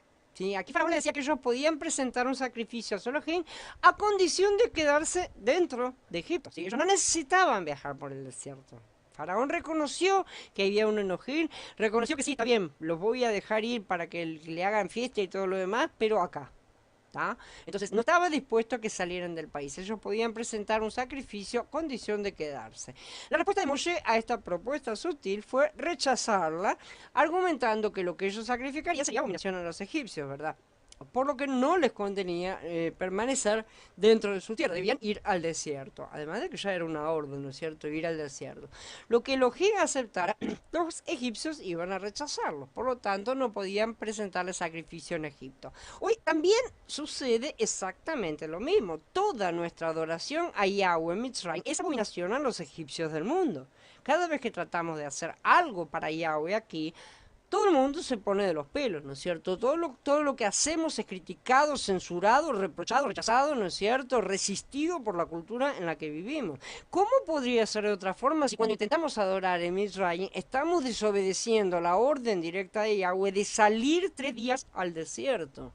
La mayoría todavía tiene sus corazones en Mitzrayim. No ha salido en, ya lo he dicho, que no es una cosa física en sí, sino que es una condición espiritual salir al desierto. Si la mayoría insiste en tener su adoración dentro de Mitzrayim, su corazón todavía está en Mitzrayim, esa adoración no es la correcta. ¿Sí? Esto no quiere decir que entonces que nos subamos al auto y manejemos hasta alguna zona desierta para adorar. Eso no tiene nada que ver. ¿Sí? No sirve para nada. Debemos quitar sus cosas de nuestros corazones y caminar 3 días en el desierto, ser quebrantados, atravesar la muerte, ¿sí? Para ofrecer sacrificios, no en nuestro viejo hombre, sino en nuestra nueva criatura, que es Mashiach en nosotros. Pero Faraón endureció su corazón y rehusó escuchar a Moshe. Entonces Elohim mandó otra plaga. Ciertamente Hasatán y el hombre natural deberían ver cuán inútil es argumentar con Elohim, ¿no es cierto? Pero no lo vemos, siempre seguimos argumentando. Él es grande y él tiene la manera de disciplinarnos, por suerte no de acabarnos. Cuando acabamos nosotros, cuando terminamos de argumentar con Elohim, él simplemente usa su dedo para disciplinarnos por medio de otra plaga. A ver si nos callamos la boca. La tercera etapa de su regateo sutil, Faraón dijo: los dejaré ir a sacrificar a Yahweh Elohim en el desierto, pero no vayan muy lejos. Intercedan también por mi hijo. Si los hijos de Israel hubieran aceptado no ir muy lejos, o sea, no los 3 días, no habrían atravesado la muerte, ¿sí? Faraón los había alcanzado además físicamente cuando él quisiera. A veces los faraones de hoy nos permitirán también creer en el Adón Yahshua mientras no lleguemos a lo que ellos consideran ser un extremo. Nos alientan a ser equilibrados, a no ir muy lejos, no seas fanático, ¿no es cierto? Por ejemplo, los padres pueden decir a sus hijos: cuando yo era joven yo también creía en Yahshua, ¿sí? Pero tú eres demasiado extremista al seguir al Adón, no necesitas ir a las reuniones tantas veces por semana, hacer esto, hacer aquello, o sea, cualquier cosa que en realidad se opone al propio faraón, ¿no es cierto? ¿Acaso 1 hora el domingo por la mañana no es suficiente? No vayas muy lejos. Está bien creer en Yahshua, pero no seas fanático, ¿no es cierto? Ellos no quieren que nos alejemos los 3 días completos que Yahweh requiere. Y cada una de las cosas que nosotros expresamos, cada una de las cosas que nosotros manifestamos y vivenciamos nosotros en nuestras vidas mismas, siempre les parece fanatismo exagerado, ¿no es cierto? Les parece eso porque les da miedo. Les da miedo simplemente ver eso y tienen miedo hasta de que sea contagioso, en línea general, ¿no es cierto? Entonces, ellos temen que ellos se transformen en alguna otra cosa si completan el proceso de atravesar la muerte. De hecho, es así, pero es un cambio beneficioso porque viene del Padre a través del Hijo. Pero Faraón siempre argumentará que no seamos fanáticos, no seamos radicales, ¿no es cierto? No seamos fundamentalistas, algo que él es en su postura en oposición a Yahweh, ¿sí? Aunque muchas veces la gente no se da cuenta de eso. La gente que se opone es tan radical, tan fanática como lo que acusan, ¿no es cierto?, del otro lado. La carne debe morir, el viejo hombre debe caer en el desierto y no debemos oponernos a la mano fuerte de Yahweh, que está determinada a llevar a sus hijos a la tierra prometida. No sea cosa, como dijo el sabio Gamaliel, que era el maestro de Shaul en su momento, a los dirigentes que se estaban oponiendo a Yahshua y que terminaron matándolo, ¿no es cierto? Les dijo: no sean encontrados luchando contra Elohim. Les dice esto está en Hechos, en el capítulo 5. Está relatado en Hechos que ellos fueron encontrados luchando contra Elohim porque decían que Yahshua no era el enviado, ¿sí? Y Gamaliel les dijo que si era de Yahweh, si eso no era de Yahweh, se iba a disolver por sí mismo. ¿Sí? Iba a desaparecer las cosas de Mashiach. Pero si eso era de Yahweh, ellos podían ser encontrados luchando contra Elohim. Que no seamos encontrados nosotros luchando contra Elohim por obedecer a nuestro faraón interior y que advirtamos a los demás que no lo hagan también, ¿no es cierto? Este es un claro ejemplo, este relato de Gamaliel es un claro ejemplo de cómo la gente puede tornarse un faraón y piedra de tropiezo para muchos, como los fariseos han sido y continúan siéndolo en la actualidad. Cuanto más nos oponemos o argumentamos con Yahweh, Él envía otra plaga. ¿Sí? Nosotros seguimos insistiendo, Él va a mandar otra. Él hace lo mismo con los faraones de hoy. ¿Sí? De hoy. Cuando el hombre natural se esfuerza en contra de Elohim, Él manda otra plaga. Pero las plagas eran dolorosas, por no mencionar que exponían también la impotencia y la inutilidad de Faraón para enfrentarlas, ¿no es cierto? De manera que él estuvo dispuesto a dejar que los hombres de Israel fueran a servir a su Elohim, pero esta vez puso otro pero, ¿no es cierto? Sin los jóvenes y sin los ancianos, ¿sí? Cuando Faraón preguntó quién iría a servir al Adón, Moshe respondió que irían todos, pero Faraón se opuso. Que Yahweh esté contigo si yo tengo intenciones de dejar ir a los niños contigo. Claramente tiene malas intenciones, ¿no es cierto? Desde el punto de vista de Faraón, que los esclavos pretendieran salir con toda su familia completa, era una declaración de independencia, ¿no es cierto? Vamos a ver que se agravará cuando además ellos aseguran que también van a tener que llevar su ganado. El ladrón siempre desconfía de la deshonestidad de los demás, ¿no es cierto? De manera que los acusa de pretender escapar y les niega una vez más la salida. Ya que Faraón rehusó dejar ir a todos los hijos de Israel, cayó sobre los egipcios una plaga más grave. En ese momento fue la de las langostas, que hizo que Faraón regateara una vez más con el Adón. Esta vez él dijo que podían ir todos, ¿sí? Iba cediendo, pero solamente a través de los golpes, ¿no es cierto? No cedía porque sí. Que podían ir todos, pero sin el ganado esta vez, ¿no es cierto? Sin embargo, Moshe le contestó de manera excelente, pero Moshe dijo, usted debe proveernos sacrificios y ofrendas quemadas para ofrecer a Yahweh nuestro Elohim. Nuestros animales irán también con nosotros, ni una pezuña se quedará atrás, porque de ellos tenemos que escoger para la adoración a Yahweh nuestro Elohim y no sabemos con qué vamos a adorar a Yahweh hasta que lleguemos allá. Moshe no dijo que el pueblo necesitaba vacas para subvivir, ¿no es cierto? Para sobrevivir. Y se necesitaba el ganado para proveer sacrificio al Adón. Esa fue la explicación de Moshe, ¿sí? Esto indica que Moshe no estaba preocupado por la supervivencia del pueblo, sino por tener algo que ofrecer a Elohim.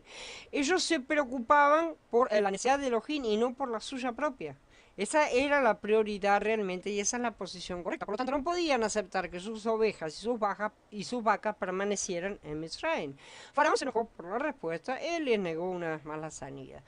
Muchos de nosotros hemos pasado por las 5 etapas del regateo del faraón con el Adón, ¿no es cierto? Primero negábamos al Adón, después creímos, ¿no es cierto? Pero queríamos permanecer en Misraim. Después estábamos dispuestos a dejar Misraim, pero sin ir demasiado lejos, ¿sí? Después de eso siguió la negociación acerca de qué es lo que vamos a dejar en Misraim, qué no, qué me puedo llevar, qué no me puedo llevar, ¿no es cierto? Faraón sabe dónde están las riquezas de cada uno, dónde está nuestro corazón, ¿no es cierto? Si Faraón puede guardar nuestros bienes, nuestros tesoros, nuestro corazón, aquello que nosotros amamos y atesoramos, nuestros corazones van a estar en su mano. Muchos creyentes hoy en día creen en Yeshua, ¿no es cierto? Pero lo hacen sin cambiar de posición. Permanecen en Israel, en el mundo, ¿no es cierto? No obstante, si permanecemos en Egipto después de creer en el Adón, nuestros pecados pueden ser perdonados, lo son de hecho, ¿sí? Pero no seremos rescatados de la tiranía de Hasatán. Y eso es un problema. Permanecer en Misraim significa permanecer bajo la tiranía de Faraón, de Hasatán, y nuestros sacrificios no serán completamente aceptables. Va a llegar un momento en el que van a ser rechazados si seguimos endureciendo nuestros corazones.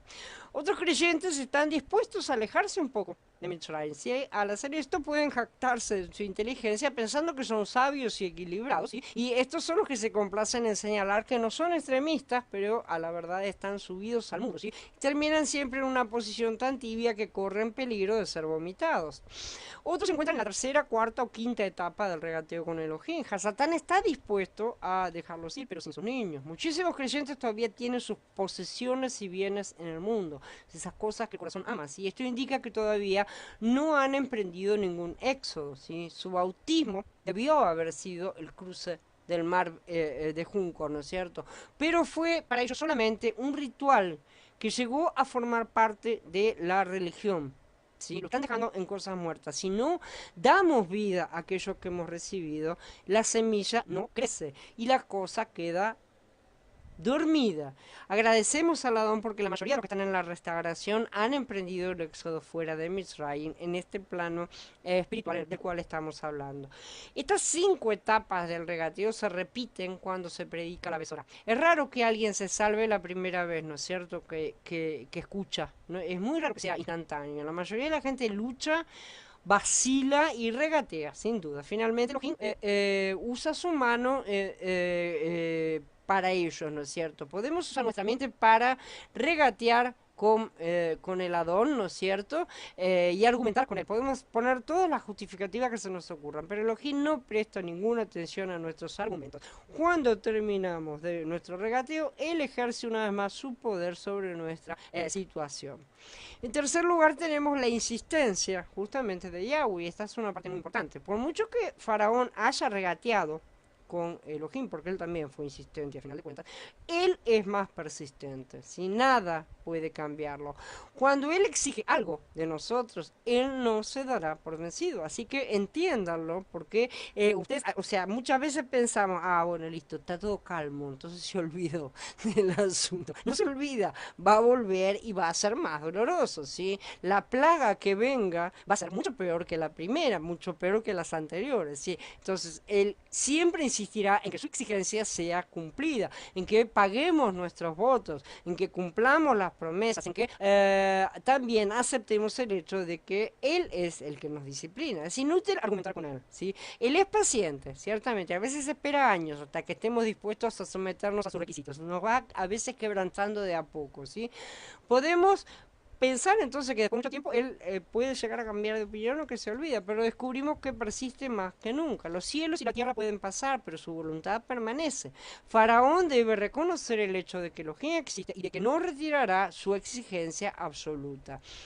Al insistir en que su exigencia se cumpla, el Adón usó la última plaga, ¿no es cierto? La matanza de los primogénitos para obligar a Faraón ya y lo obliga directamente a sacar a Israel, él los expulsa fuera de Misraim. Por muy terco que haya sido Faraón, él no pudo resistir esta plaga y finalmente los dejó partir bajo las condiciones de Yahweh. Ya no impuso más, ya no argumentó más. ¿Sí?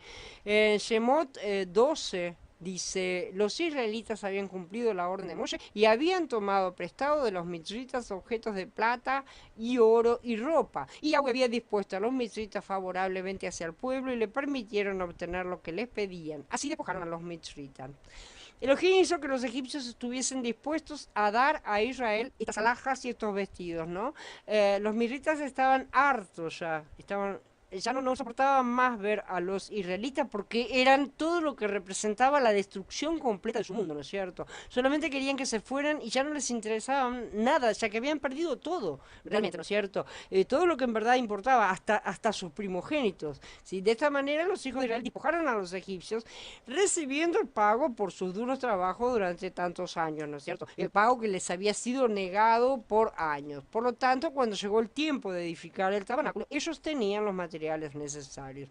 Es indispensable comprender correctamente este punto.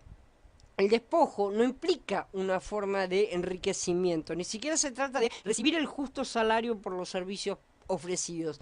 Este despojo pertenece a Yahweh, Él se lo ganó. Si no fueron los miritas los que se lo ganaron, porque ellos eran esclavos, entonces no fueron ellos los que lo ganaron.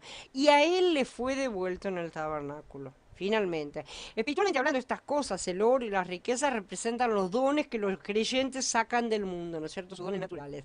Todavía ya sabemos que no podemos usar nuestros dones naturales directamente, sino que tenemos que entregarlos a Yahweh para que Él nos los devuelva en resurrección. Por eso los israelitas se entregaron las riquezas en el desierto para levantar el Ohel Moed. Este representa la casa de Yahweh, ¿no es cierto? El tabernáculo que comienza a ser edificada a su manera, con sus reglas, sus decisiones, sus medidas, su forma, sus elementos, todo viene de él, ¿no es cierto? La primera lección es que esa casa es levantada con los despojos que él ha ganado en el mundo. Esto es importantísimo de entenderlo. El material con el cual él comienza a edificar su casa son los despojos que ha obtenido del mundo en su lucha con Hasatán. Nosotros somos esos despojos, ¿sí? Nosotros somos las piedras, los que seremos transformados finalmente en las piedras preciosas que edifican a la nueva Jerusalén. Nosotros somos los despojos que él ha sacado del mundo. ¿Sí? No podemos no entregarnos por completo a Él porque es pérdida para nosotros mismos. Y atravesando el desierto seremos levantados en resurrección y recibiremos finalmente dones perfectos para continuar levantando su casa en el milenio. Esta es la interpretación del despojo a nivel corporativo. A nivel individual, cada uno de nosotros también debe despojar al mundo en ambos aspectos, tanto material como espiritual. No podemos dejar ya a esta altura del partido, no podemos separar una cosa de la otra. Ya tenemos que estar siendo crecidos y dejar la leche de lado. Necesitamos el alimento sólido. No podemos priorizar uno por encima del otro. Es más importante lo material, es más importante lo espiritual. No. Debemos retirar nuestros dones y entregarlos en el desierto. Y también debemos despojar al mundo de sus riquezas y usarlas correctamente. Cuando estemos en el milenio, continuaremos viviendo en la tierra, ¿sí? Vamos a continuar sembrando, cuidando el ganado, construyendo casas, preparando ropa, realizando diferentes tareas para las cuales vamos a estar utilizando cosas materiales, ¿sí? Y esta, aunque vaya a ser una nueva manera, bajo nuevos conceptos, verdaderamente bajo un nuevo sistema, una manera resucitada, así que no crean que no vamos a trabajar, como tanto dicen que vamos a tener casitas en el cielo y cosas por el estilo, sino que lo vamos a hacer pero de una forma diferente, todavía vamos a estar preparándonos, ¿no es cierto? Todavía va a estar siendo perfeccionada la novia, ¿sí? Aunque en muchos casos vayan a ser exactamente las mismas tareas, pero van a ser hechas de una forma diferente. Por eso hoy no se trata de tirar todo a la basura, sino de entregarlo al Padre para que Él nos lo devuelva en resurrección, habiendo eliminado las partes que no corresponden, porque sí, ciertamente hay partes que no corresponden y muchas veces nosotros no nos damos cuenta, ¿sí? Una vez que aprendemos a hacer las cosas de la forma correcta, esto es, no solo en la forma de actuar, sino mucho más allá en la manera en que encaramos el trabajo, no como un fin, sino como un medio, porque el único trabajo que debe ocuparnos realmente es hacer las cosas para Él. Todas las cosas que hacemos, el trabajo que tenemos aquí en la tierra, son un medio para realizar su obra. Si Él no está en la prioridad de nuestras cosas, nosotros seguimos en Misraim y recibiremos las plagas junto con los misritas. Entonces, de nosotros se ocupa Él después de que nosotros nos ocupemos de su obra. Ahora sí, habiendo terminado, quedo a disposición de ustedes. Un segundo.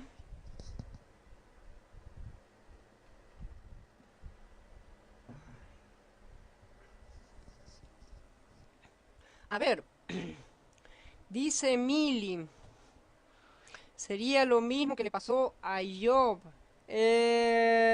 No, no exacto, o sea, en cuanto a los acontecimientos físicos, es más o menos parecido, pero como podemos ver, es completamente invertida la situación, porque Job era justo y los egipcios no lo eran, ¿sí? Faraón y Egipto no eran justos. Quien atormenta a Job era Hasatán. Quien inflige aquí las plagas es Yahweh mismo, ¿no es cierto? Entonces es diferente la cosa. Yahweh permitió que Hasatán hiciera eso a Job porque Job tenía que pagar una deuda acerca de su justicia propia que había desarrollado, ¿no es cierto? Y para disciplinar eso, permitió que sucedieran esas cosas. Sin embargo, como podemos ver, son parecidas, ¿no es cierto?, a las plagas. De esa manera, Yahweh también tiene exactamente el mismo permiso de hacer las mismas cosas. Hola, Aarón, buenas tardes, recién te veo. Y hola, Jorge, disculpen, hola, Bel, que también recién los veo ahora. Bien. ¿Alguien tiene alguna pregunta? A ver, dice Maribel, es muy difícil eliminar los conceptos del mundo que nos parecen normales y mucho más a los jóvenes que tienen tanta energía, tantas ganas de vivir, es cuando somos más rebeldes y más fáciles de ser manejados por Satán, lamentablemente, ¿no es cierto? Como mamá me cuesta mucho encontrar actividades en las que gasten su energía y que no sean contaminadas. Eso es un problema realmente, ¿no es cierto? Porque el sistema no nos da muchas opciones en ese sentido. Em, no sé qué, o sea, realmente el problema es que al estar separados, eso no ayuda para nada. Justamente esa es una de las cosas en las cuales tenemos que empezar a trabajar de manera urgente y práctica real, ¿no es cierto? Nosotros necesitamos empezar a encontrar ese tipo de espacio. No solamente para nuestros hijos, sino también para nosotros mismos, ¿no es cierto? Porque no es solamente para ellos que son atacados, sino encontrar ese espacio de refugio donde podamos darles un entorno que les sirva, ¿no es cierto? Adecuado a las necesidades de cada uno. No podemos estar pretendiendo que los niños se reúnan en las reuniones de los padres, pues se van a aburrir los chicos, es obvio. Y si nosotros tenemos las reuniones a nivel de los niños, nos vamos a quedar con hambre. Entonces, todas esas cosas tienen que ser realmente estudiadas y a fondo, ¿no es cierto? Para que todas las mismas cosas sean adaptadas a las necesidades de cada uno. Para eso se necesita la colaboración de todos. No se puede hacer, no se puede pretender que el sistema, ay, que el sistema me dé una escuela para mis hijos. Así no fue. ¿Será que es realmente esa la condición? Las escrituras dicen que los padres son los que se tienen que ocupar. Pero no es solo un ocuparse individualmente, porque sabemos que no es tan simple como eso, sino que tiene que haber también un ocuparse corporativamente. Esos son los primeros pasos que él está mostrando en estos días ya para levantar y unificarnos a todos, ¿no es cierto? Dice Carla, Dani, a mí me viene pasando que estoy sintiendo como si estuviera entendiendo todo en la carne, las cosas espirituales, como si las entendiera así desde ese lugar y fuera perdiendo esa comprensión real espiritual, como que quiero situarme en el Ruach y no lo puedo lograr y en la carne se mezcla todo. Habría que analizarlo un poco a fondo y comprender realmente lo que estás diciendo. Sin embargo, no te tenés que olvidar que la carne sigue estando ahí, ¿no es cierto? La carne es fuerte y la carne es faraón. La carne va a luchar. Así que no pretendas salir de Egipto como una florcita saltando y cantando porque no te lo va a permitir. Y eso no nos lo permite a todos. En nuestra carne es nuestra peor lucha. ¿Sí? Es la cosa que más nos retiene siempre. Tenemos que luchar realmente para salir. No vamos a dejar de tener lucha. La cuestión es encarar cada lucha correctamente. Por eso habría que ver exactamente cada punto. Por eso cada cosa realmente, cada paso que damos es un aprendizaje, pero es un aprendizaje que muchas veces, o sea, es un aprendizaje que es individual. Cada uno de nosotros tiene puntos débiles diferentes de los demás, cosas que tiene que aprender y una capacitación que le está siendo dada a cada uno para una función determinada. No estamos todos destinados a tener el mismo papel, el mismo desarrollo, el mismo desenvolvimiento y la misma utilidad. En el cuerpo somos todas partes, todos somos partes diferentes. Entonces, en ese sentido necesitamos prestar mucha atención a los detalles, qué es lo que el Ruach está pretendiendo mostrarnos, qué es lo que necesitamos aprender para el bien del cuerpo como un todo, para la gloria de Yahweh, obviamente. Dice Maribel, en ocasiones siento que salgo al desierto sin mi hijo. Sucede muchas veces. Yo te cuento que salí al desierto sin mi familia. Mi familia no quiso venir, entonces yo estoy en el desierto sin mi familia. Sin embargo, como ya les digo, no estamos lejos físicamente, ¿no es cierto? No es una situación física, es una situación espiritual en la cual estamos. A pesar de todo, continúo predicando, siendo ejemplo, dando ejemplo, tratando de serlo, ¿no es cierto? Y seguir hablando de las mismas cosas para que siga afectando, ¿no es cierto? Siga siendo una muestra de todas las cosas. Y orando, ¿no es cierto? También en ese sentido, puede sí que estés separada, ¿no es cierto? Que la familia todavía esté en el desierto. Sin embargo, todavía tenemos que luchar con Faraón para que lo libere. Esa es la otra parte. Dice Blanca. Hay algo que no entiendo durante la tribulación, estaremos todavía y pasaremos este proceso, pero cuando llegue Armagedón. dónde vamos a estar, ya que durante el milenio estaremos nuevamente en la Tierra y volviendo a trabajar. Algunos sí, otros no. Prestemos atención, son muchas las cosas y no las vamos a estudiar a fondo ahora. Sin embargo, en próximas charlas vamos a tocar un poco más estos temas, no a fondo porque Gilgalut está al final, ¿no es cierto? Pero sí voy a esclarecer un montón de todas estas cosas. Vos decís, haces varias preguntas, estás mezclando varias cosas acá. Durante la tribulación estaremos todavía, si yo me muero mañana, no lo sabemos, en ese sentido, individualmente hablando, ¿no es cierto? Ahora bien, corporativamente hablando, y es probable que nos toque también individualmente, ya que estamos muy a las puertas y están todas las señales ahí abiertas, individualmente hablando, es probable que estemos en ese momento. Y si la congregación va a pasar por tribulación. Eso es real y va a suceder porque así está escrito. Entonces, los que estén en ese momento van a pasar por la tribulación. La tribulación, igual que las plagas de Shemot, se divide en tres partes: las de advertencia con golpes, por así decir, ¿no es cierto? Y la final, que es la que destruye todo. Ahora bien, ahí también en las plagas tenemos la separación entre el mundo y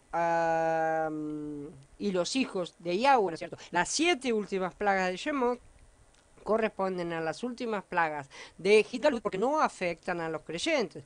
En Hitgalut tenemos también los sellos, que son advertencias en los cuales sí hay golpes, pero es más la exposición, ¿no es cierto? Como las primeras plagas. El segundo tipo de plaga, que es la que son las trompetas, y en la cual se destruye la tercera parte de cosas, siempre, ¿no es cierto? Siempre es la tercera parte, y en la cual sí muchos, la congregación, los creyentes están en ese momento, esa parte de la tribulación también, y muchos pueden llegar a caer también en esa parte, ¿no es cierto? No como...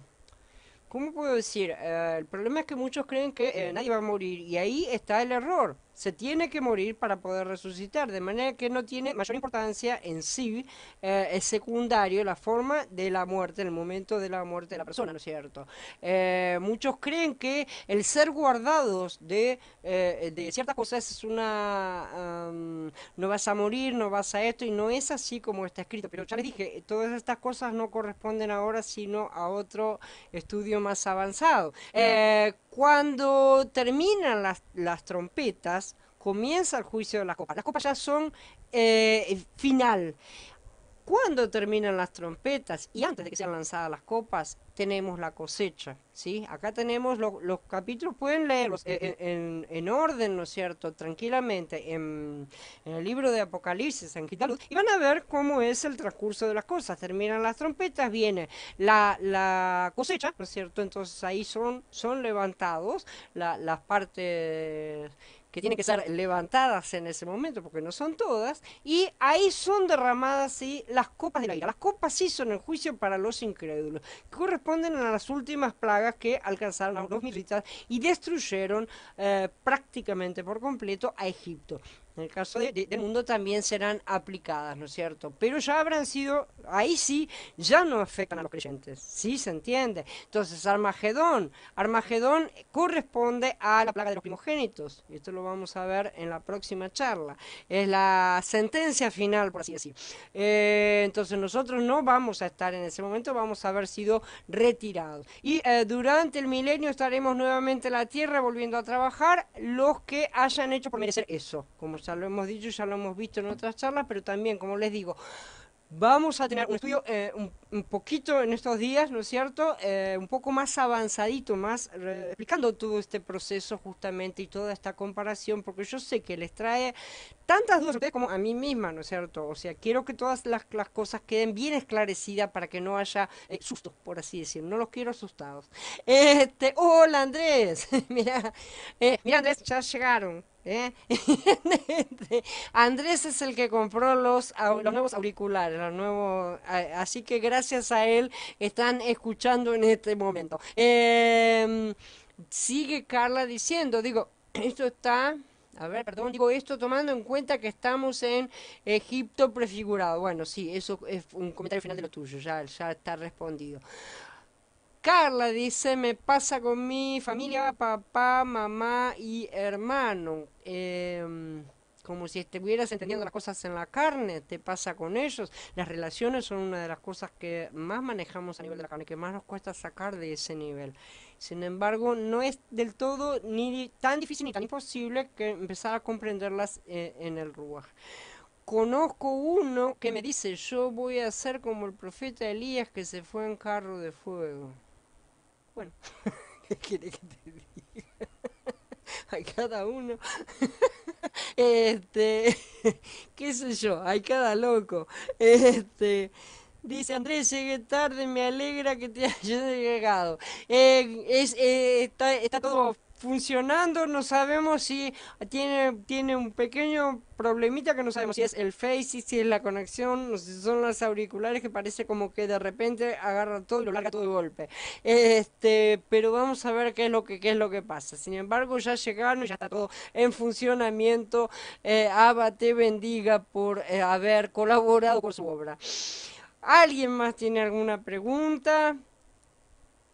Para los que lleguen tarde como de costumbre, igual que para los que ven las cosas después, siempre pueden hacer las preguntas en el chat de preguntas, ¿no es cierto? Obviamente.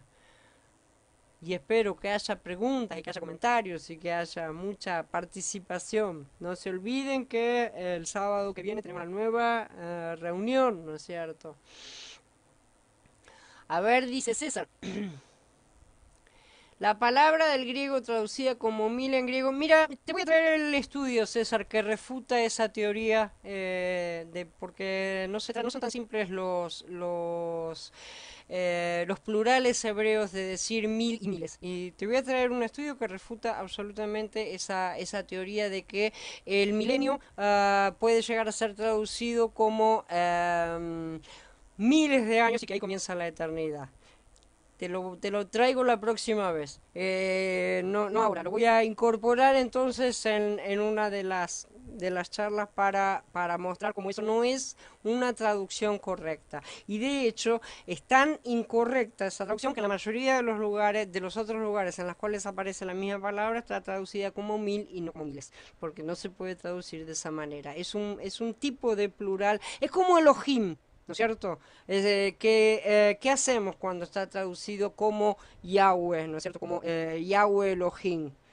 Diríamos que es una pluralidad de dioses. No lo decimos, ¿no es cierto? No decimos eso. Es el mismo tipo de palabra de plurales que realmente abundan, ¿no es cierto? En el hebreo. Y en el griego también. En los idiomas antiguos abundan ese tipo de cosas.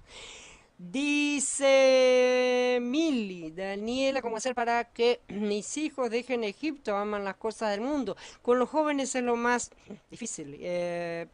Véanlo ustedes mismos, cómo nos costaba dejar las cosas antiguamente. O sea, ¿qué queríamos? La diversión, ¿no es cierto? Queríamos las cosas agradables de Egipto, no queríamos dejarlas de lado. Y tampoco queremos, los jóvenes tienen ese problema también. No queremos ser diferentes de nuestros amigos, no queremos que se burlen de nosotros, no queremos que nos vean como raros, no queremos muchas cosas, ¿no es cierto? Entonces, con los jóvenes es un tema totalmente aparte.